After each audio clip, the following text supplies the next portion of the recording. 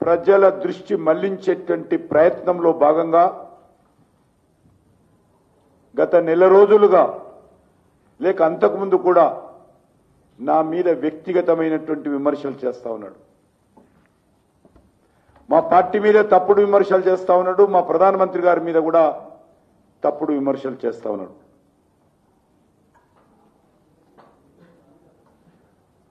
ఈరోజు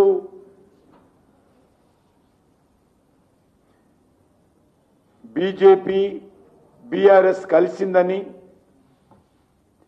దిగజారుడు రాజకీయాలు రేవంత్ రెడ్డి కాంగ్రెస్ పార్టీ నాయకులు ప్రచారం చేస్తా ఉన్నారు. గత శాసనసభ ఎన్నికల్లో కూడా ఇదే విధమైనటువంటి ప్రచారం చేశారు. రాజ్యాంగం గురించి మాట్లాడారు. పార్లమెంట్ ఎన్నికల్లో ఇదే విధమైనటువంటి తప్పుడు ప్రచారానికి దిగారు. మొన్న ఎమ్మెల్సీ ఎన్నికల్లో కూడా రేవంత్ రెడ్డి ప్రచారం చేస్తూ ఇదే రకంగా ఆ ఎన్నికల్లో కూడా నాపైన వ్యక్తిగతమైనటువంటి విమర్శలకు దిగాడు. నేను ఒకటే రేవంత్ రెడ్డి గారికి మనవి చేస్తా ఉన్నాను. నన్ను వ్యక్తిగతంగా విమర్శించినా, నా మీద తప్పుడు ఆరోపణలు చేసినా, వాస్తవాలకు విరుద్ధంగా మాట్లాడినా, నా వ్యక్తిత్వాన్ని దెబ్బతీసే ప్రయత్నం చేసినా మిస్టర్ రేవంత్ రెడ్డి నేను భయపడునని సందర్భంగా మనవి చేస్తున్నాను. నీ మాటలు తెలంగాణ ప్రజలు నమ్మే స్థితిలో లేనప్పుడు, నా మీద తప్పుడు మాటలు మాట్లాడితే తెలంగాణ ప్రజలు విశ్వసించినప్పుడు నేను ఎందుకు భయపడాలి అని అడుగుతా ఉన్నాను. తెలంగాణ అభివృద్ధి విషయంలో నాకు రేవంత్ రెడ్డి సర్టిఫికెట్ అవసరం లేదు. తెలంగాణ రాష్ట్ర అభివృద్ధి విషయంలో కేంద్ర ప్రభుత్వం సహకారం అందించే విషయంలో రేవంత్ రెడ్డి కేటీఆర్ కేసీఆర్ సర్టిఫికెట్ మాకు అవసరం లేదు. భారతీయ జనతా పార్టీ గత 11 సంవత్సరాలుగా ఏ రకమైనటువంటి పాలన కొనసాగిస్తుందో దేశ ప్రజలకు తెలుసు, తెలంగాణ ప్రజలకు తెలుసు. మాది మీలాగా అవినీతి పార్టీ, అవినీతి ప్రభుత్వం కాదు. మాది టీఆర్ఎస్ లాగా, కాంగ్రెస్ లాగా కుటుంబ పార్టీ కాదు. మాది బీఆర్ఎస్ కాంగ్రెస్ లాగా బయటకు ఒక మాట లోపల ఒక మాట మాట్లాడడం. చెప్పిన హామీలు ఖచ్చితంగా అమలు చేసేటువంటి పార్టీ నరేంద్ర మోడీ గారి నాయకత్వంలో మడమ తిప్పని పార్టీ మాది. మడమ తిప్పని పార్టీ ప్రభుత్వము 140 కోట్ల మంది ప్రజల ఆశీస్సులతో మూడోసారి అధికారంలోకి వచ్చి ఒక చిన్న అవినీతి ఆరోపణ లేకుండా పనిచేస్తున్నటువంటి ప్రభుత్వం మాది.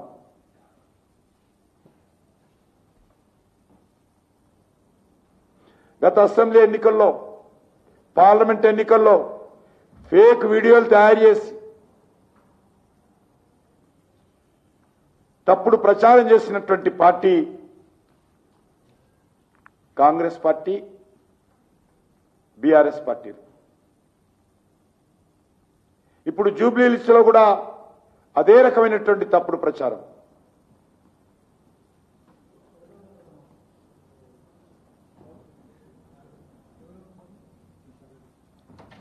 నేను ఒక్కటే అడుగుతా ఉన్నాను, 1,00,000 కోట్లు కక్కిస్తామని మీ నాయకుడు రాహుల్ గాంధీ మీరు తెలంగాణలో ఊరూరు తిరిగి ప్రచారం చేసిరా? 1,00,000 రూపాయలైనా కక్కిచ్చారని అడుగుతా ఉన్నాను.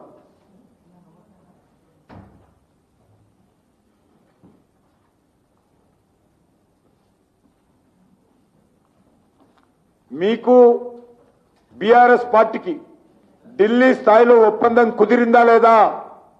ఇది వాస్తవం కాదా? కేటీఆర్ నిన్నగాక మొన్న మాట్లాడుతూ రేవంత్ రెడ్డిని రాహుల్ గాంధీ ముఖ్యమంత్రిగా తప్పించాలనుకుంటున్నాడు,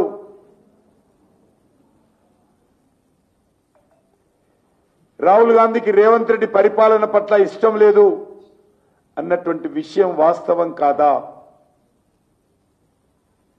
ఢిల్లీ ఎన్నికల్లో ఓడిపోయినప్పుడు కేటీఆర్ సోషల్ మీడియాలో ఇప్పటికీ ఉంది, బీజేపీకి వ్యతిరేకంగా రాహుల్ గాంధీ కేజ్రీవాల్, కేసీఆర్ లాంటి వాళ్ళందరూ కూడా కలుపుకొని పోరాటం చెయ్యాలి అన్న విషయం వాస్తవం కాదా? మరి ఈరోజు ఏ రకంగా బీఆర్ఎస్ కు నాకు జత కలుపుతున్నారో చెప్పాలి. నేను ఈరోజు మరొకసారి ముఖ్యమంత్రికి చీము నెత్తురు ఉంటే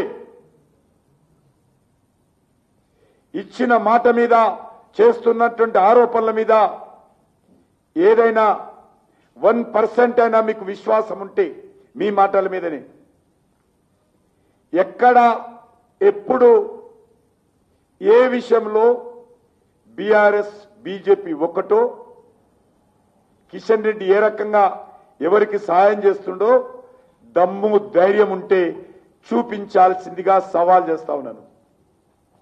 ఖర్చు లేదు కాబట్టి, వాస్తవాలు చూపించాల్సిన అవసరం లేదు కాబట్టి నోటికి ఏదొస్తే అది మాట్లాడడం కాదు.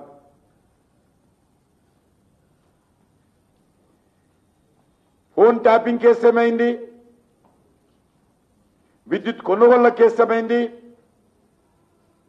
ధాన్యంలో అక్రమాలు ఏమైంది? భూముల కుంభకోణం ఏమైంది? అనేక మంది ఎమ్మెల్యేల మీద, మంత్రుల మీద ఊరూరుకు తిరిగి ఛార్జ్షీట్ పెట్టావు కదా బీఆర్ఎస్ ఎమ్మెల్యేల మీద. ఒక్క ఎమ్మెల్యే మీదనైనా, ఒక్క బీఆర్ఎస్ మంత్రి పైననైనా చర్యలు తీసుకున్నావా మిస్టర్ రేవంత్ రెడ్డి? ప్రతి ఎమ్మెల్యే మీద ఊరికి తిరిగి అడ్డంగా మాట్లాడుతూ వీడు వాడు, నా ప్రభుత్వం వస్తే వీని జైల్లో పెడతా, వాడిని బొక్కలో దోస్తా, వీని డబ్బులు గక్కిస్తా, ఎన్ని మాటలు మాట్లాడావు రేవంత్ రెడ్డి? మీరు నన్ను విమర్శిస్తారా? ఆ నైతికత మీకున్నదా అడుగుతా ఉన్నాను. కిషన్ రెడ్డి ఏంటో, భారతీయ జనతా పార్టీ ఏంటో తెలంగాణ ప్రజలకు, దేశ ప్రజలకు తెలుసు. నాకు మీ సర్టిఫికెటో కేసీఆర్ సర్టిఫికెటో అవసరం లేదు. అసలు మీ మాట ఎవరైనా తెలంగాణ ప్రజలు నమ్ముతున్నారా? ఏ ఒక్కరైనా అసలు మీ పార్టీలో నీ మీద నమ్మకం ఉందా? మీ మంత్రులు నమ్ముతున్నారా? కేబినెట్ బయటకు వచ్చినాక మీ మంత్రులు ఏం మాట్లాడుకుంటారో ఒక్కసారి విన్నావా? మీ మంత్రులు బయట మిగతా పార్టీలతో కలిసినప్పుడు, మిగతా కార్యకర్తలతో కలిసినప్పుడు మీ మీదంగా ఏ రకంగా మాట్లాడుకుంటారో ఒక్కసారి అవగాహన చేసుకున్నావా?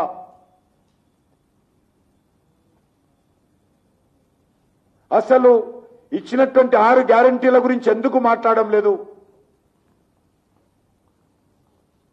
ఈరోజు 6 గ్యారంటీలు పూర్తిగా వైఫల్యం చెంది ఒక్క గ్యారంటీ కూడా అమలు చేయకుండా 420 సబ్ గ్యారంటీల పట్ల పూర్తిగా తెలంగాణ ప్రజలకు వెన్నుపోటు పొడిచి, దగా చేసి,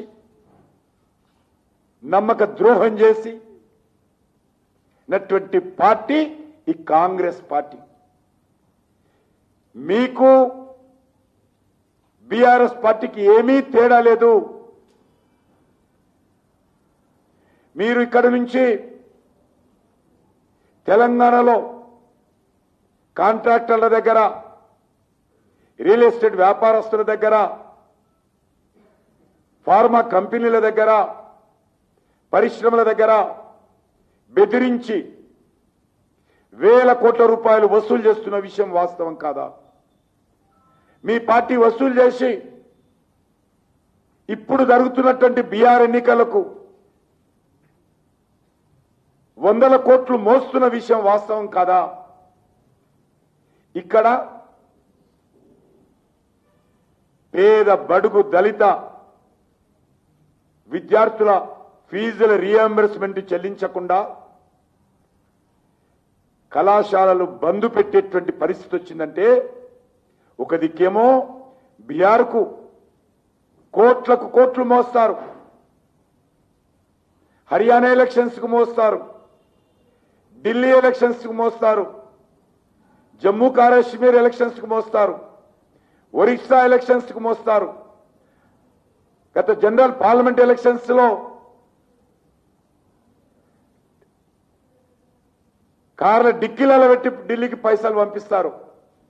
కానీ తెలంగాణ బడుగు బలైన వర్గాల బిడ్డలు చదువుకునేటువంటి కళాశాలలో వాళ్ళ ఫీజు రియంబర్స్మెంట్ చేయడానికి మీకు మనసు రాదు. కాంట్రాక్టర్లకు పైసలు ఇస్తావు, ఆరోగ్యశ్రీ పేద ప్రజలు వైద్యం చేసుకుంటే ఆరోగ్యశ్రీకి పైసలు ఇవ్వవు. హైదరాబాద్ నగరంలో వీధి లైట్లు కాలిపోతే వీధి లైట్లు కొనడానికి డబ్బులు లేవు, నువ్వేమో పెద్ద పెద్ద మాటలు మాట్లాడతావు.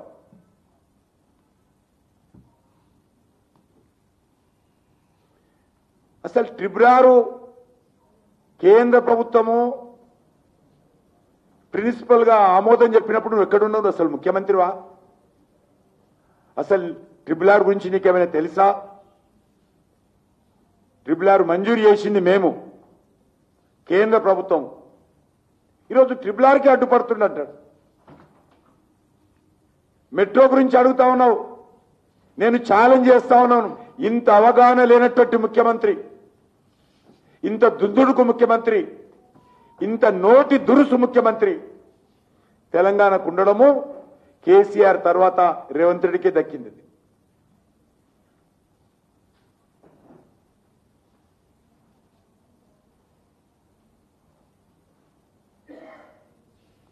అభివృద్ధి కావాలి, దానికి కేంద్ర ప్రభుత్వము చిత్తశుద్ధితో వ్యవహరిస్తూ ఉంది.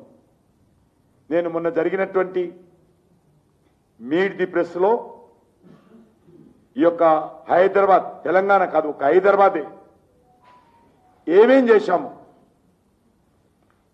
చేశాము ఒక 55 నిమిషాల పాటు అనేక అంశాల మీద సవివరంగా నేను వివరించాను. హైదరాబాద్ నా పార్లమెంట్ కాన్స్టిట్యున్సీ అందులో భాగం. మరి దీనిపైన చర్చించడానికి సిద్ధంగా ఉన్నారా? నేను గతంలో కూడా 3 గంటల పాటు ఆర్టీసీ కళ్యాణ మంటపంలో హైదరాబాద్ మేధావుల ముందు, హైదరాబాద్ మీడియా ముందు, హైదరాబాద్ నగర ప్రముఖుల ముందు నేను పూర్తిగా పవర్ పాయింట్ ప్రజెంటేషన్ చేశాను. రేవంత్ రెడ్డి నువ్వు టైం ఇస్తే, కేసీఆర్ టైం ఇస్తే నేను మళ్ళీ లేటెస్ట్ గా మోడీ ప్రభుత్వము, బీజేపీ ప్రభుత్వము తెలంగాణ రాష్ట్రానికి గత 10 సంవత్సరాలుగా ఏం చేసిందో నేను సవివరంగా డాక్యుమెంట్స్ తో సహా వివరించడానికి సిద్ధంగా ఉన్నాను. వచ్చి కూర్చొని వినే ధైర్యం ఉందా? నేను కేసీఆర్ ను, రేవంత్ రెడ్డిని సవాల్ చేస్తా ఉన్నా. ఒట్టి మాటలు కాదు, గట్టి వాదనలు వినిపించు.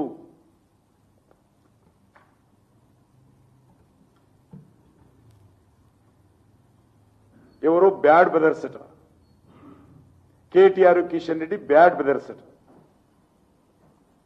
రేవంత్ రెడ్డి మాటలు వింటే ఉల్టా చోర్ కోత్వాల్ దాటే, ఉల్టా చోర్ కోత్వాల్ దాటే అనే విధంగా ఈరోజు ముఖ్యమంత్రి వ్యవహారం ఉంది. ఎవరికి ఎవరు బ్రదర్స్, ఎవరిని ఎవరు కాపాడుతున్నారు?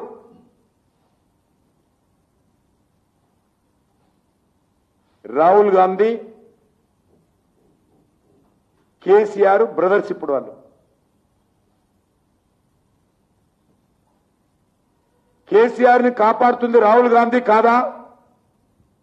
కేసీఆర్ ను కాపాడుతుంది కాంగ్రెస్ పార్టీ హైకమాండ్ కాదా? మరి ఎందుకు నువ్వు మీ హైకమాండ్ మాటలకు భయపడి మీ రాహుల్ గాంధీ మాటలకు భయపడి ఎందుకు ఈరోజు కేసీఆర్ మీద చర్యలు తీసుకోవడం లేదు? మా మీద ఎందుకు నెట్టేస్తా ఉన్నావు? ఫోన్ ట్యాపింగ్ కేసు ఏమైంది?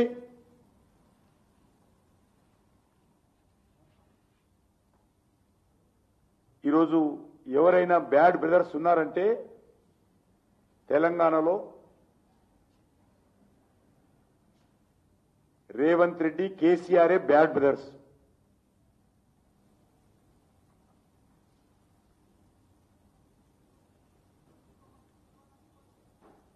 రేవంత్ రెడ్డి ప్రభుత్వము ఒక ఫేక్,